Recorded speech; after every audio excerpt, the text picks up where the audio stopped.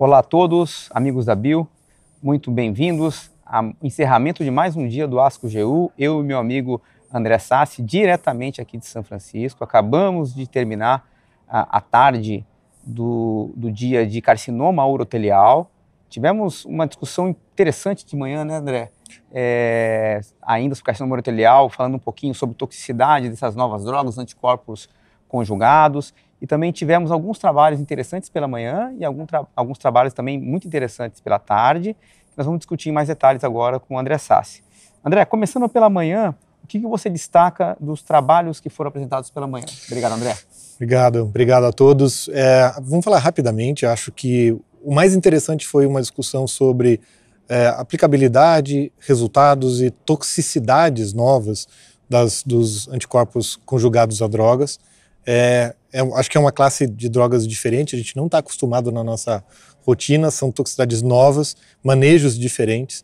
Acho que isso foi um resumo bastante interessante e que, obviamente, não são resultados novos, mas são sugestões de como manejar os pacientes. Foram apresentados 2 estudos pela manhã, que acho que vale a pena a gente falar a respeito.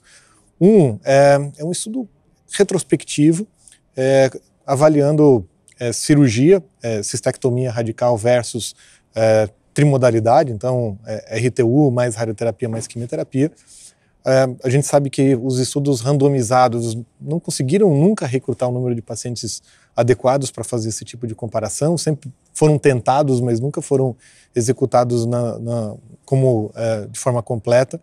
E esse estudo, no final das contas, ele avaliou cerca de um pouco mais de 1.000 pacientes, um número bastante grande, então, de forma retrospectiva e de forma pareada. Eu achei, do ponto de vista metodológico, muita coisa questionável. O resultado final dele sugere que não é pior fazer a trimodalidade versus a cistectomia. Acho que isso é importante para a nossa prática clínica, porque a gente já faz isso na nossa rotina em pacientes que recusam a cirurgia ou que de alguma forma não são candidatos a uma cirurgia tão radical. Então a gente fica um pouco mais seguro a respeito disso. Mas as conclusões para mim foram muito pesadas, eu acho. As curvas de sobrevida global eram mais favoráveis para quem recebeu a radioterapia e quimioterapia, a trimodalidade. E para mim não ficou muito claro o critério de seleção de pacientes. Como eles chegaram nesses 1.000 pacientes. Verdade. A seleção inicial pareciam que eram 400 pacientes no total, de repente surgiram 1.000 e não estava bem esclarecido na apresentação. Então, para mim ficou uma pulga atrás da orelha, mas, enfim, parece uma evidência que a gente vai ter que analisar com mais cuidado. Os grupos estavam bem balanceados, né? Assim, apesar de todas essas ponderações relacionadas a como foram selecionados, é um estudo multicêntrico, né? Tinha um centro do Canadá, um centro americano, um centro inglês. Mas, assim, importante que a maioria dos pacientes eram paciente T2N0, né? Sim, e esse era outro ponto, que né? Assim, que é o que realmente são aqueles pacientes que a gente sabe que o desfecho é melhor, né? Sim. Então, a gente também tem que levar isso em consideração.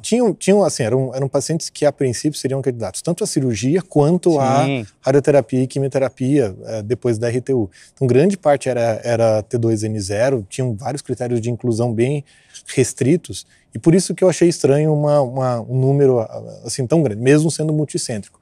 A questão de serem pareados era justamente esse era o modelo, né? Eles tentaram homogeneizar ao máximo todos os critérios de prognóstico. Mas enfim, a gente vai discutir um pouco mais para frente no nosso pós-ASCO. É interessante porque a gente vai caminhando aí para a preservação de bexiga, que é realmente uma realidade nos últimos anos, mas assim, ficou claro para a gente nessa apresentação como um todo que a seleção dos pacientes, novamente, acho que o principal gatilho para ter sucesso no tratamento de preservação de bexiga, né? Sim. Agora, assim, já falando do global, mudança de rotina, mudança de cuidado clínico para os nossos pacientes depois dessa ASCO-GU não teve nada, né? O outro estudo, urotelial.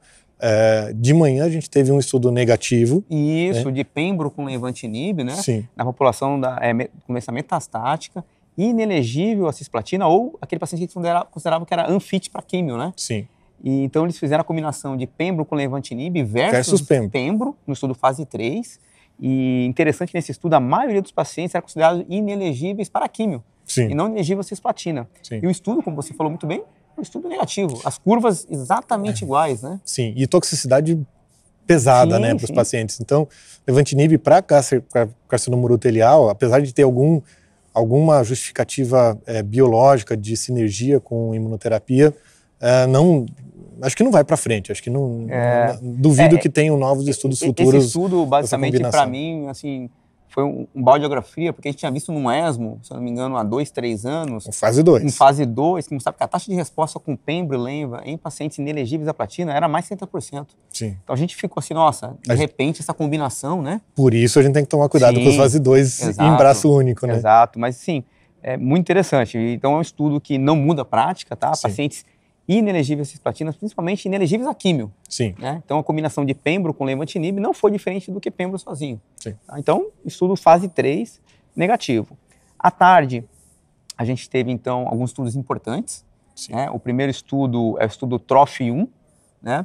Que é um estudo que avaliou sacituzumab, que a gente não tem no Brasil, mais pembrolizumab, essa combinação. Um estudo, essa combinação em segunda linha, em pacientes com doença metastática que falharam a quimioterapia baseada em platina, um estudo pequeno, né? Estudo fase 2 com 41 pacientes. 41 pacientes. Eu achei interessante que, assim, esses fase 2, a taxa de resposta geralmente já é alta, né? Os pacientes são muito selecionados. Fase 2 pequeno, geralmente o N pequeno. A apresentação é selecionada para si, assim. E eu reparei que, assim, eles tinham colocado um limite de 34% de taxa de resposta para o estudo ser considerado positivo. E foi exatamente 34 pacientes. Foi isso, né? mesmo. Eu não fiquei empolgado com o resultado. Eu achei que esperava mais da combinação. Não teve nenhuma questão muito relevante para nova toxicidade, nem nada, mas todos eles em segunda linha, tanto o pembro quanto o sacituzumab govitecan em segunda linha, já dão uma taxa de resposta essa faixa, né? significativa. 25, 30, então, assim, 34% agora, né? 34%, ok, mas assim, a gente ainda vai ter que ter estudo. Isso. Então, sobre livre de progressão, 5 meses e meio, não é nada assim fora do usual. Eu realmente não me empolguei. Também não me empolguei com o estudo, até porque a gente tem aí, por exemplo, o enfortumab em terceira linha com 40% de taxa de resposta, se a gente for discutir taxa de resposta. Sim. A gente tem erdafitinib aí em segunda ou terceira linha também com 40% em taxa de resposta. Então, eu esperava algo a mais mesmo também, mas vamos observar um estudo fase 2 pequeno. A gente sabe que em estudo de fase 3 em andamento, avaliando essa combinação, quem sabe a gente tem um resultado diferente. Né? Aí vai comparar com pembro e imunoterapia também. Isso.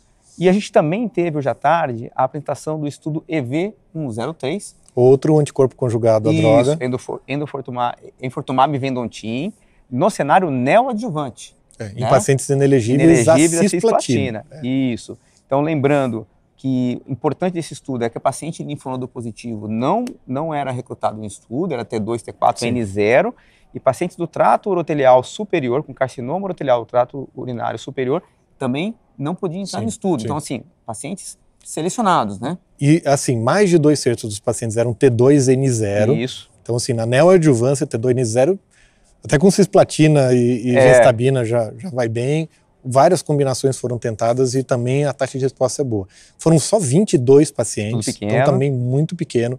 Praticamente todos os pacientes ECOG 0. Isso. Eu acho que tinha um paciente ECOG 2, 2 pacientes ECOG 1, então, assim, super seleção de pacientes. A grande maioria dos pacientes era inelegível à cisplatina por conta de perda de função renal, então clearance de creatinina menor que 60. Isso. Às vezes poderia fazer carbo, né? Isso. E uma boa parcela dos pacientes também só por perda auditiva. Também uma questão... não é usual, né? Não é usual. Mas quase a metade dos pacientes foi excluído da cisplatina por perda auditiva. E aí, a taxa de resposta completa foi de 36%, então, ok, chama bastante atenção, isso é bastante relevante, mas eu achei ok, mas para esse tipo de pacientes super selecionados, também não empolgou no final das contas. Eu esperaria também um número maior, acho que de novo, é uma fase 2 pequeno. 22 pacientes, 22 é difícil esperar alguma coisa diferente disso. A gente sabe assim, é uma luz aí, quem sabe no estudo maior a gente consegue ter uns resultados mais expressivos em relação à taxa de resposta patológica completa. E lembrando que assim, a maioria dos pacientes conseguiram completar os 3 ciclos de enfortumab, que eram 3 ciclos neoadjuvantes. Sim. Né? Então, a gente, assim, fica aí uma sementinha aí plantada. Ficou uma provocação para estudos comparar maiores, né? com quimioterapia, sim. Isso, e a gente também teve, hoje à tarde foram estudos pequenos, né? Sim. Então a gente teve um estudo chamado Atlantis, que é um estudo de fase 2 com 40 pacientes, né? Que avaliou a manutenção com rucaparib, né? Indodaparp em carcinoma urotelial metastático. Sim. Eu acho que hoje à tarde serviu para enterrar os inibidores de PARP em carcinoma urotelial, infelizmente. A gente tinha uma expectativa muito grande, por conta da combinação com platina, grande resposta, Isso. a combinação com imunoterapia, os inibidores de PARP assim, surgem como uma possibilidade muito grande de manutenção pós-quimioterapia, e isso foi estudado. O rucaparib foi dado em manutenção após resposta à quimioterapia baseada em platina. Foi um estudo de fase 2 pequeno, mas o fase 2 randomizado versus placebo, mas o recrutamento parou depois de 40 pacientes. Isso, não, então, assim, muito ruim. O hazard ratio foi de 0,53 para sobrevivência de progressão. Parecia um negócio fantástico, mas as curvas são muito próximas. Muito próximas. Assim. O P deu 0,07. Assim, é um estudo muito pequeno que, para mim, não foi positivo. A sobrevida global não foi diferente, apesar de 40 pacientes só, isso é impossível de se avaliar. A taxa de resposta foi um pouco, assim, taxa de resposta não, taxa de controle de doença, né, foi maior no que fez, apesar de ser manutenção, não ser o objetivo a taxa de resposta. Mas assim, eu acho que também não, numa população não selecionada para deficiência em genes de reparo, não funciona. Não é uma coisa que a gente vai recomendar na nossa rotina. Vendo aquela expectativa nossa, no que veio estudo avilumab manutenção, né? A gente oferecer quimioterapia primeiro, sim, faz muito mais sentido. Faz muito mais sentido. E aí, depois a gente vê para quem vai receber manutenção, né? Lembrando que é um estudo de fase 2 e eles, a partir da presença ou de mutação, eles randomizavam para receber rucaparib ou outros medicamentos, e realmente foi um estudo assim, frustro para a gente por não ter aí o benefício da manutenção com o rucaparib, que é o Indodaparp. E aí a gente, na sequência, teve um outro estudo fase 2, chamado BEIU, né? Também aí avaliando o Indodaparp, mas uma população com doença metastática inelegível à cisplatina, em primeira linha, para receber a combinação de durvalumab com olaparib versus durvalumab.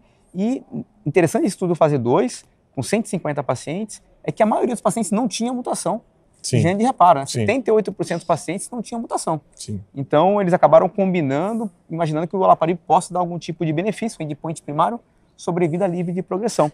Né? E também deu negativo. Esse deu negativo mesmo. Deu negativo. Para pacientes não selecionados, foi extremamente negativo. Foi feita uma análise para os pacientes com deficiência em gene de reparo, e aí sim deu uma diferença. Deu, né? Mas eram 31 pacientes no total, né? Muito pouco. Então 14 pacientes num grupo, 17 no outro. Isso. E aí, para tomar alguma conclusão com esse número de pacientes, para quantificar benefício, acaba sendo muito pequeno. Também acho, assim, o olaparib nessa ASCO-GU tentou meio que expandir, né? Sair daquele nicho de pacientes com BRCA mutado, com alguma alteração que a gente sabe que vai ter algum benefício, tentou expandir mais e não funcionou. E que, na minha opinião particular, a gente está indo para um caminho contrário que a gente sempre procurou na oncologia, né? Sim. Achar aquele subgrupo de pacientes que tem um biomarcador que vai beneficiar da droga. Exato. Aí a gente começa a dar o medicamento para pacientes que não têm aquele biomarcador para que foi desenvolvido inicialmente. Aí não faz sentido. E aí começa a ter os estudos negativos, né? Sim. Então, assim, isso realmente me chamou atenção. A gente viu isso ontem com próstata, e agora a gente está vendo isso hoje com carcinoma urotelial, mas lembrando que com próstata o estudo foi positivo, mas aqui com urotelial, num BIU, por exemplo, que não selecionou por mutação, o estudo não teve diferença. Então, a gente tem que tomar bastante cuidado mesmo. Eu acho que, assim, os Indodaparp são medicamentos, como a gente teve na discussão depois, que já estão aprovados aí para as indicações câncer de ovário, câncer de pâncreas, bem estabelecidos, mas baseados em biomarcadores. Sim.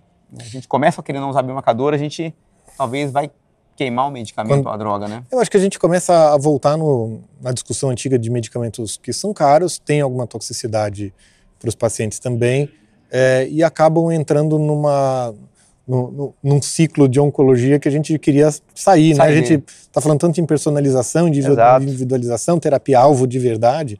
Acho que não dá faz muito sentido. Dá o remédio para quem precisa. Essa eu acho que é o grande recado, né? Bom, em resumo, assim, antes de vir para a ASCO, a gente já tinha selecionados os abstracts. Falou assim, em carcinoma urotelial esse ano vai ser fraco. Difícil. E continuou, fiquei com essa mesma impressão. A gente, também concordo. Alguns autores tentaram vender o peixe, tentaram dizer assim, não, mas é positivo, há uma tendência de benefício, né? Na conclusão não é equivalente. Mas acho que não temos mudança de rotina. O nosso consultório semana que vem em relação a carcinoma urotelial, pelo menos na minha prática clínica, continuo fazendo tudo o padrão que a gente tinha. O padrão, que a gente já avançou muito nos últimos anos, é importante a gente dizer isso, mas que nesse momento nada novo. Nesse congresso, por enquanto, não. Exato. André, eu acho que era isso, né? A gente mesmo. conseguir passar esse resumo do dia.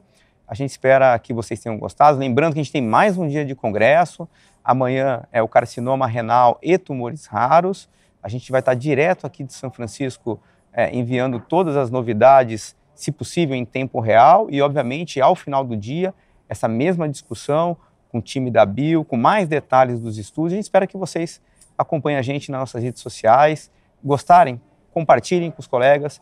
E a gente deixa o abraço aí para o Brasil.